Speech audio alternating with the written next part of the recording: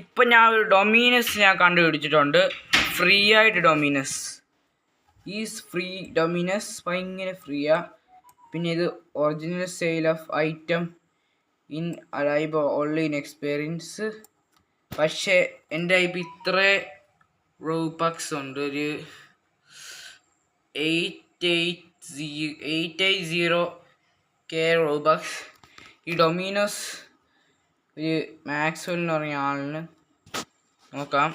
Guys, ആ Maxwell ഒരു ഗ്രൂപ്പാണ്. ആ ഗ്രൂപ്പ് ഇപ്പം ഞാൻ കണ്ടുപിടിച്ചു. ഇപ്പം ഞാൻ ജോയിൻ ചെയ്യാൻ പോവാം.